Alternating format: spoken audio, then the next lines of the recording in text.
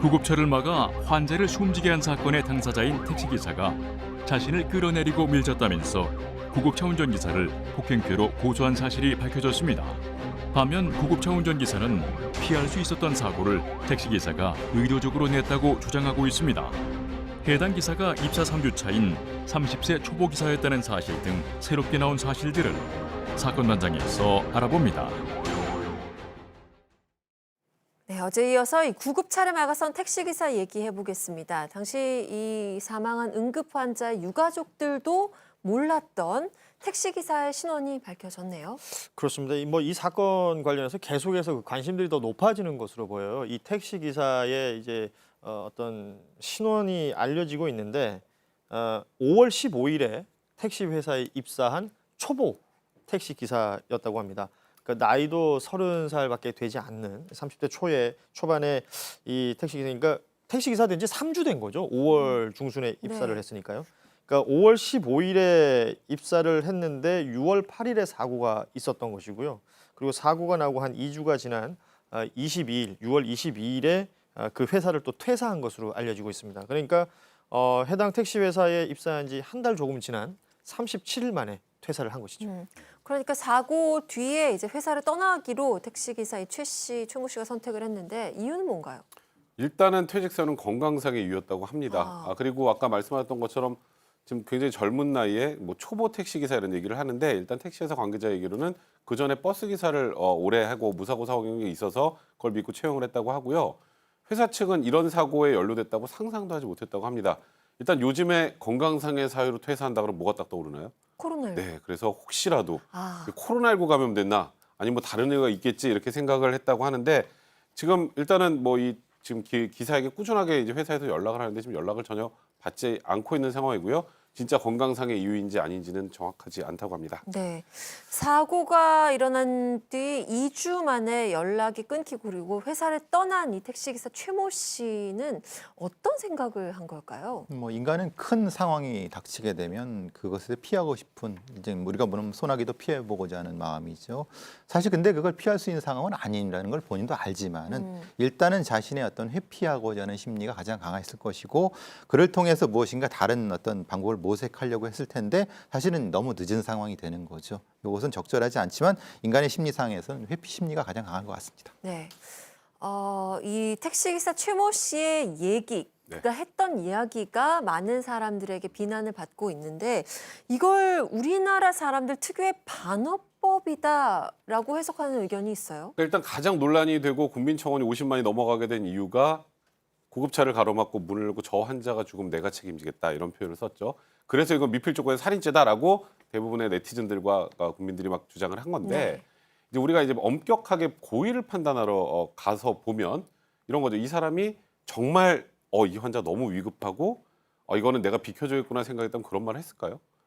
안 그럴 거라고 생각한 거예요. 그러니까 저 아래에 있는 환자는 그렇게 중하고 위급한 환자가 아니다. 응급구조사도 없었다. 그러니까 저 사람 내가 죽으면 책임진다니까라는 건 저 사람은 죽을 거라고 생각을 1도 안 했다는 거예요. 네. 그게 말 그대로 반어법이라는 거고 그러면 어떻게 되냐면 우리가 지금 미필적 고의가 있느냐 없느냐 부분을 판단할 때 이 말 죽으면 내가 책임지겠다는 말이 오히려 미필적 고의를 인정하기 어렵게 만드는 오히려 역설적인 말이 된다라는 그런 의미입니다. 그러니까 내가 책임지지 않을 거다라는 거를 생각을 했다는 거죠. 그러니까 절대 죽을 그렇지 일이 없다라고 않은 생각했다는 거다. 겁니다. 네.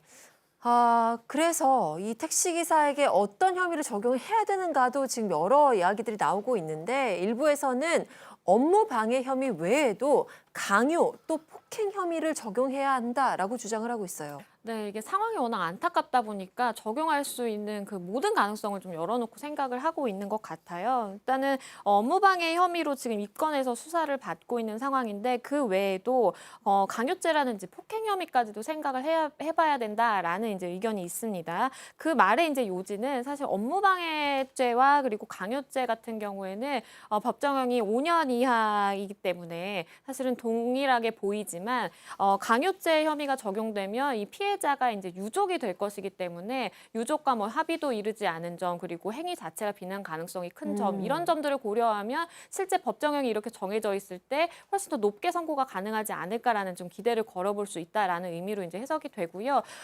그것을 조금 더 넓게 해석을 하면 사실은 이제 구급대원과 그리고 택시기사 사이의 일뿐만 아니라 사실은 이제 유족이 가장 큰 피해를 입은 피해자로 볼 수가 있기 때문에 그 유족과의 관계에서 어떠한 그런 형사처벌이 가능한 그런 가능성을 발견을 해야 된다라는 이제 의견으로 읽히고요. 말씀드린 것처럼 일단은 업무방해 혐의로 입건을 해서 조사 중이지만 경찰 역시도 이 미필적 고의에 의한 살인 혐의도 추가적으로 적용을 할 수 있을지 좀 검토를 할 예정입니다. 네.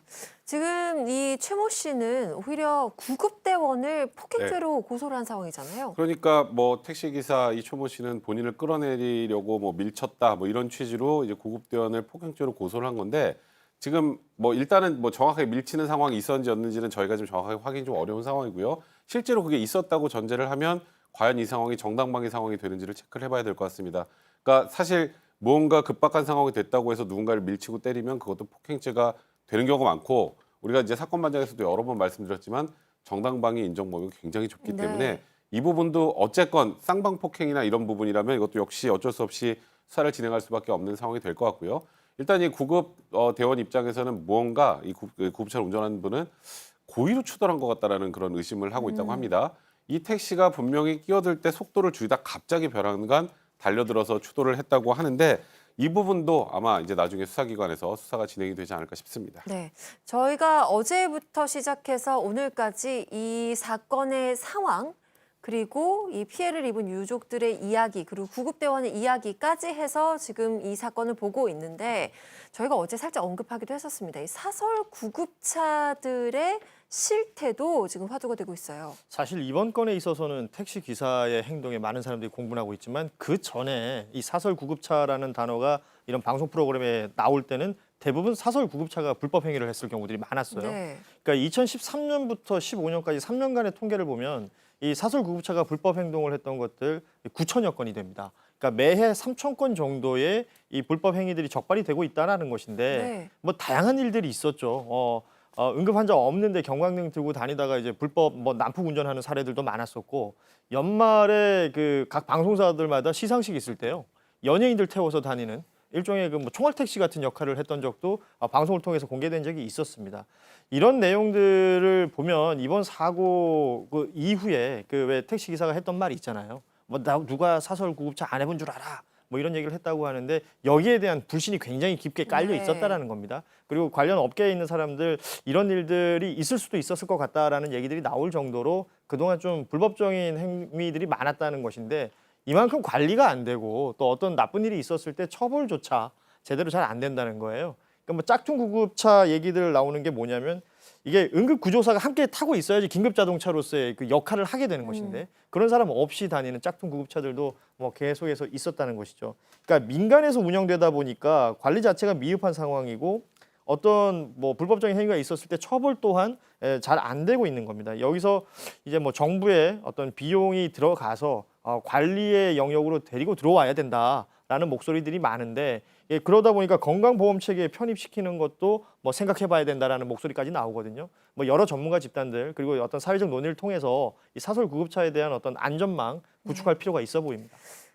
그러니까 이 구급차 때문에 지금 긴급하게 생명을 살리기 위한 차인데 지금 오히려 사망하는 사고가 생겼잖아요. 이 업계 안에서도 우리부터 스스로 정신 차리자, 반성하자 이런 목소리가 나오고 있어요. 네, 그렇습니다. 사설 구급차들이 사실은 응급구조사를 반드시 태우고 꼭 필요한 경우에는 사이렌을 켜는 등 법적 의무를 준수해서 실내 회복을 나설 필요가 있다라고 하고 있고요. 사실 택시 기사 등, 그러니까 이제 운전을 직업을 하는 사람들도 119 구급차와 사설 구급차를 구분해서 대응해야. 왜냐하면 응급구조사가 타고 있는가 안 타고 있는가에 따라서도 역시 그건 대응이 달라져야 된다. 이런 것도 얘기하고 있습니다. 네.